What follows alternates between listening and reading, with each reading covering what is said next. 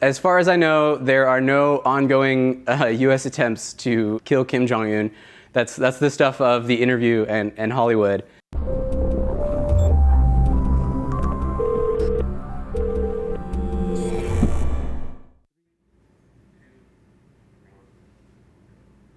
Hi, I'm Keegan Hamilton. I'm a journalist with Vice News. I've written several stories about North Korea, including one recently about defectors who escaped the United States.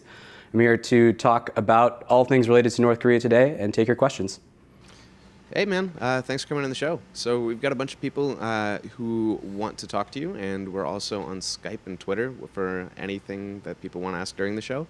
So let's start off with the first person who's on Skype, and that's Jake. Let's say to Jake. Hey, what's going on, Keegan? Hi, Jake.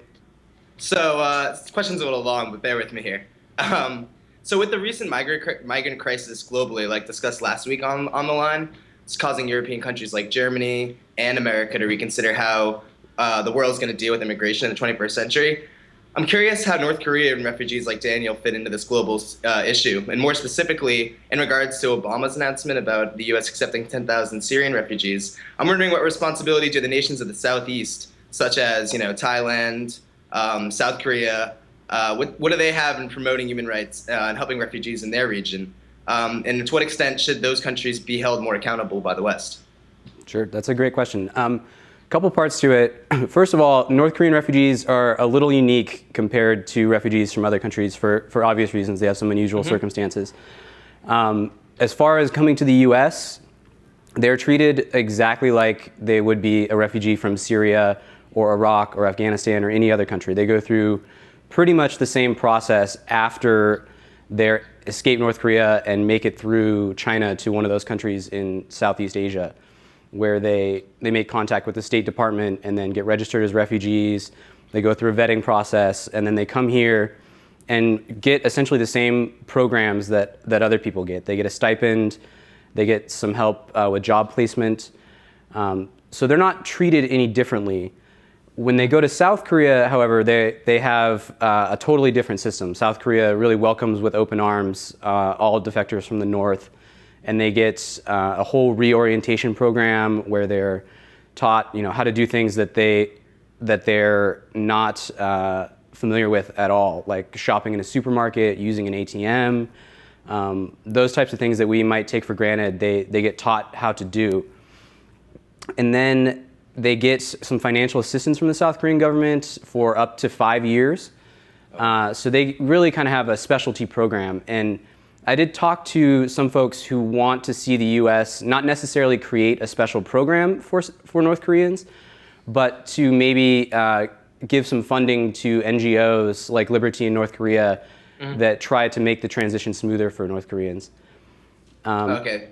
As to what those countries in Southeast Asia are doing, they tend to respect the rights of North Korean refugees. There have been some cases where North Koreans have been deported back to North Korea after they arrive in Laos or Thailand. And the State Department, when I spoke to them, they told me that they're doing everything they can, but that's essentially, their hands are tied. They can try to exert diplomatic pressure, but those are sovereign countries that can kind of do whatever they want, unfortunately. Right. Yeah, I mean, I would love to see the U.S. Promote more NGOs in Korea. I feel like because it's less of a lonely process for him. I mean, I just saw in the article that the fact he's so isolated, and I think South Korea, I'm assuming, would be far less isolating than even somewhere like LA where there's a large Korean population. It's interesting, actually. I mean, there's certainly a larger population of North Korean defectors in South Korea, significantly larger. Like, there's been more than 30,000. But at the same time, people I spoke to talked about how even there they can be kind of looked down upon and self-isolate. So some defectors will go so far as to try to change their accent and not tell people they're from North Korea, just because there's kind of a stigma attached with it in the South. Oh, wow. I mean, yeah, that's credible. But I'm also curious about the Christian missionary aspect. Why isn't that process being handled? I mean, maybe as someone from Brooklyn who's, doubtful of the Christian missionary efforts. I guess I'm curious why are NGO organizations doing stuff to make that process maybe more formal? I mean, it's difficult. I mean, China's government is kind of a very strong government has a lot of rules that aren't necessarily conducive to Christians, and they do when North Koreans are caught in China, they're sent back. That's China's kind of alliance with North Korea. Part of their deal is that when they catch a North Korean in China, they'll send them back. So it has to be like an underground operation where these people are smuggled through China. And these Christian churches are not like a church that you might be familiar with in the United States. It's an underground church. Mm-hmm. Some of them are unmarked. It's just a house where people will gather. So that is part of why they're critical to this process, is that they fly under the radar and will welcome these defectors with open arms and then introduce them to the NGOs that then will shepherd them through China and to Southeast Asia and to the US or South Korea. Okay, so it's a little bit more formal of a process than it might seem. I mean, formal meaning the fact that there aren't alternative motives on parts of the Christian missionaries. It is really about getting the North Koreans a better life, whether that's in South Korea or America. Yeah, and a lot of them are ethnic Koreans themselves living in China. So they feel like a kinship to these people who are escaping. And some of them live very close to the border and can even see across in some cases and see how hard life is. And so when somebody crosses, they really feel sympathetic to them and want to help. They share language, they share ancestry, and it is an altruistic Christian thing that they're trying to do. Oh, that's great. Thank you very much. I appreciate you answering those questions. No, great question. Thank you. Yeah, and Jake, thanks for coming on. So Keegan, we're getting a bunch of people on Twitter? They're tweeting us. Matty B-Boy 83, my dude Matthew, wants to know, escape to the U.S., that's one hell of a fucking long tunnel. And I think that's a little tongue-in-cheek there. But I suppose Phil's question's a little bit more to the point. What happens to the families of defectors? She imagines that the people in our DPRK knows when someone is missing, right? So addressing the first question, how do people actually even get out of North Korea? And then the second one, what happens to their families once they depart? There is definitely no tunnels. I think that would be even a tunnel too long for El Chapo to engineer. Most of these folks who are escaping, a lot of them live in the border regions and know people who have crossed to go find work in China and send money back to their families. There's a lot of bribes involved. You bribe the border guards to have them let you get across. And there's kind of like, it's not exactly like a coyote like you'd see on the Mexico border, but there are people who will shepherd defectors across the border. As for what happens to the families, it really varies. I mean, if it's somebody who is an elite in like Pyongyang, for example, has a high profile, is affiliated with the Workers' Party, certainly they would know when that person goes missing, and their family can be punished. In the border regions, it's a little less strict because there is a history of people going across to work. So if it's a poor family who lives right on the Yalu River, for example, the local authorities might not even notice if somebody goes missing. However, just recently, after this story I wrote about Daniel came out, unrelated to that, the North Korean regime had reportedly, this was from sources in South Korean media, said that they were cracking down on defectors and would execute soldiers who were caught helping defectors cross, and banish families to like rural areas of North Korea away from their homes. So it's a very real risk that these people take, and that's why Daniel, in the story that I wrote, it's not his real name. We don't show his face because he is worried that on the off chance that somebody from the North Korean regime reads the story, they could trace it back and punish his family. Well, cool. Matthew and Phil, I hope we answered your questions. Keegan, how do you feel about talking to somebody else on Skype? You want to do that? Yeah, let's do it. All right, let's say hey to Zephyr then. Hi, Keegan. How are you? I'm doing great, Zephyr. Thanks for coming. Thanks. I have a quick question for you, and that is, after George Bush called North Korea one of the axis of evil, right? This is a while ago. I know that things got very tense between our two countries, and I was wondering what kind of undercover operations have come up that perhaps you know about that the U.S. is engaged in North Korea, like maybe the exploding cigars of Castro or something like that? I mean, as far as I know, there are no ongoing U.S. attempts to kill Kim Jong Un.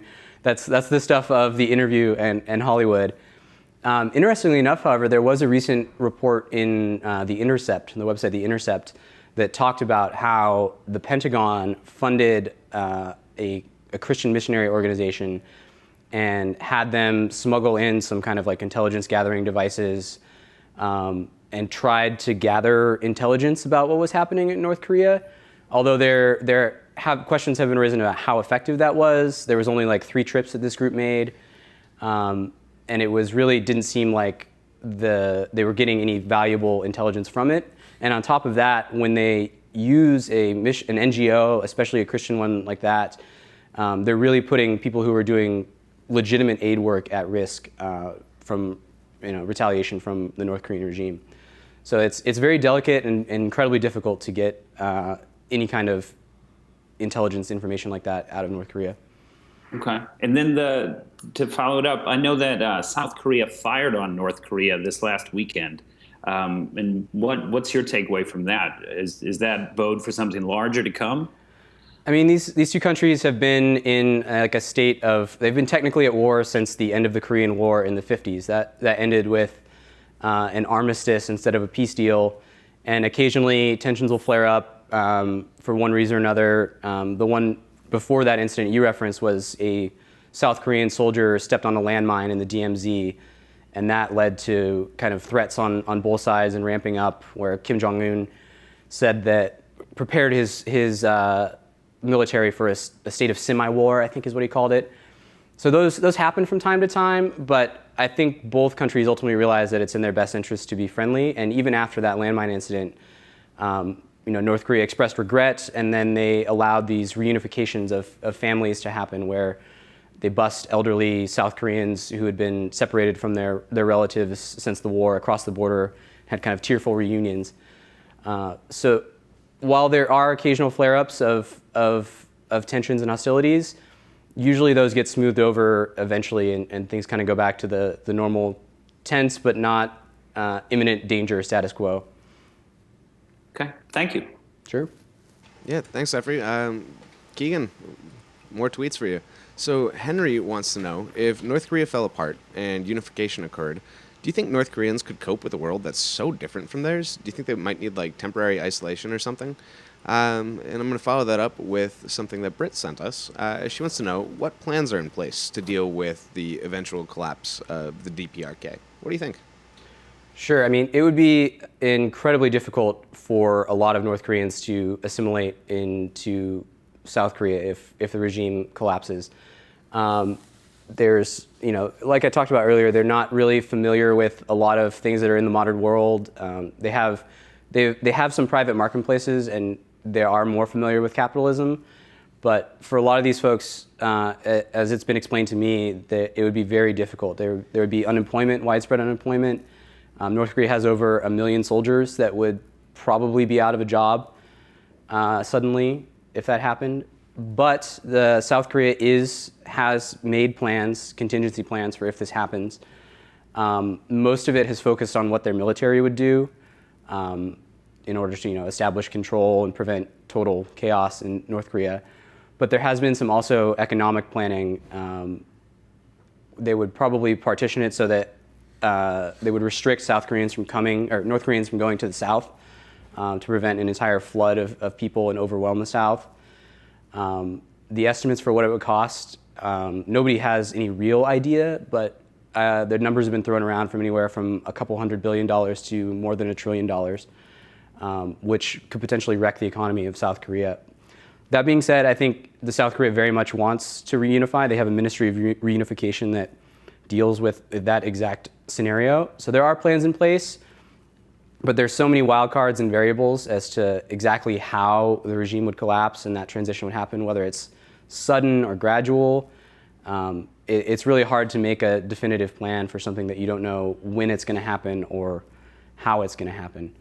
And in reference to what the question was about access to the outside world, I think we have a clip from one of our documentaries about North Korea that might be relevant here about kind of what happens when North Koreans are exposed to media and information from the outside world. So I'll play that now. 제일 좋아하는 게 야한 사진이야. 북한에서는 그런 사진을 볼 수가 없었거든. 간부들도 그거 되게 좋아해. 장군들도 좋아해.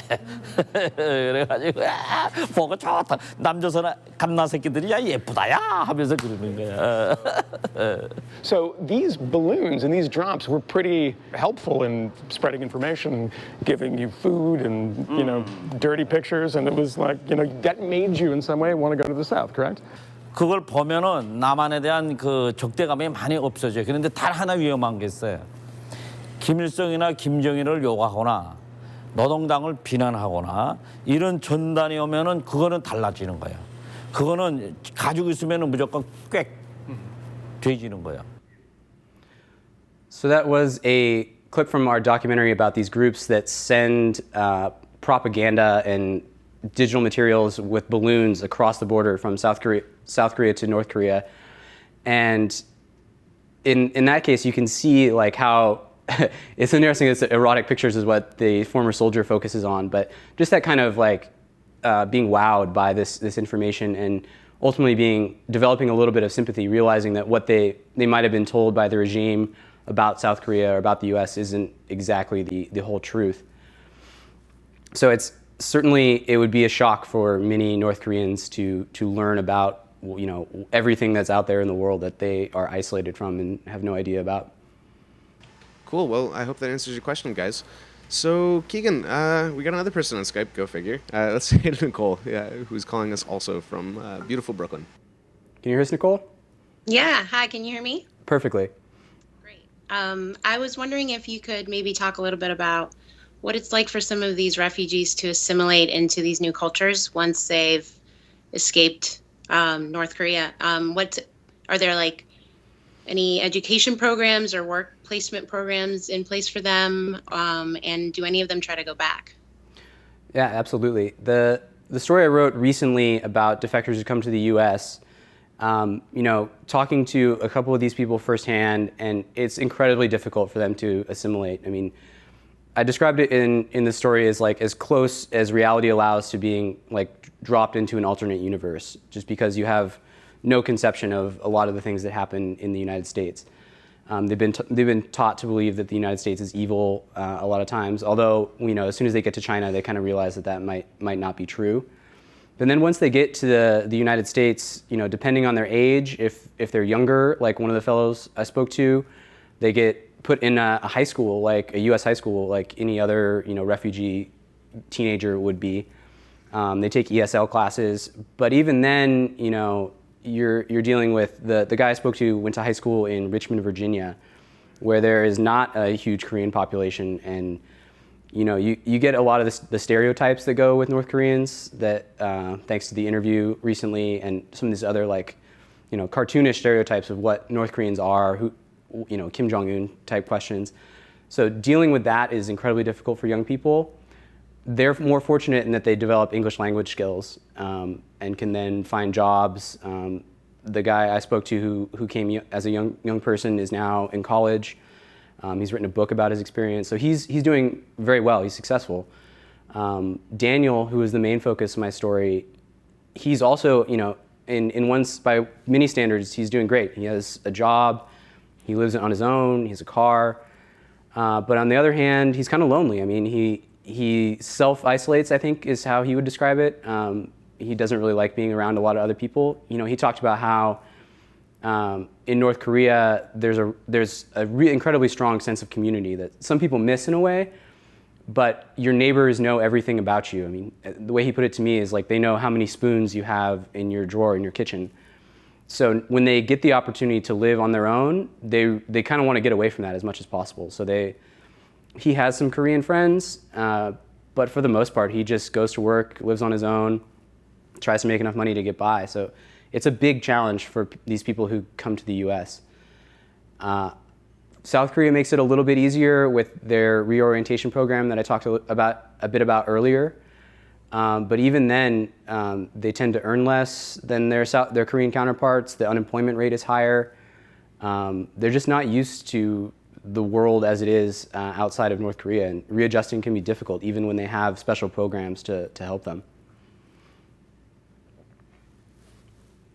Well, and do any of them try to go back to North Korea? I imagine it would be impossible. Yeah, that was your other question. And yes, to answer your question, some of them do try to go back. There's a high-profile case now in South Korea where a woman who's an older woman who defected and is trying to go back. Like she's told the government that she wants to go, but it's illegal under South Korean law to help somebody go to North Korea. So even though she wants to go back, she has her family there, and she claims that she led a pretty, she was relatively well off and led what was a good life by North Korean standards. The South Korean government says, no way, you can't go. So some people have tried to go back. Some people have, tried to walk across the DMZ to go back. Even the Daniel in the U.S. that I spoke to, he doesn't actively want to go back right now, but he was very nostalgic for his hometown, his family, and some of the things that at home that he had growing up that he can't get here. So he expressed that if the regime were to fall and it was safe for him to go back, he would do that. He would want to go back and become a farmer again, which is kind of amazing. I mean, you think people have such a conception that life in North Korea is totally awful and everybody's starving and it's basically hell on earth, when the truth is a little more gray than that, and some people actually do miss things about their homeland. Yeah. Thank you. Yeah. All right. Thanks, Nicole, for coming on. So, Keegan, a couple more tweets to look at, and then I'm going to let you go back to whatever you're doing. But we got a lot of people who are asking us about Kim Jong Un and this rumor that he might have some mysterious illness. So, not for something, I can't say their Twitter name. I don't know what that is. What are the chances that the Supreme Leader is going to be killed by his inner circle due to his constant and quote-unquote rumored illness? And also, Cillian Scott wants to know, is there any evidence that there's a quiet uprising happening inside of the People's Republic? That's both good questions. On the first one, I think the chances, from what I've been told from people who know way more about the North Korean leadership and kind of the inner workings of the regime, it seems highly unlikely that Kim Jong Un would be killed by somebody who's in his inner circle. He's kind of the face. He legitimizes this government, and they spent all this time building him up through propaganda to make him be the supreme leader, and he rules on the authority of his dad and his grandfather. So without a Kim leading North Korea, it's really hard to envision the people respecting the government, just because they've spent so much time building it up. He's the face. He has the name. He has the resemblance to his grandfather, who's kind of revered still among some North Koreans because times were relatively good back then. So even if he gets sick again, they're gonna, I think, in my opinion, from what I've been told, stick with him for as long as possible, because without a Kim, then the whole regime is thrown into question.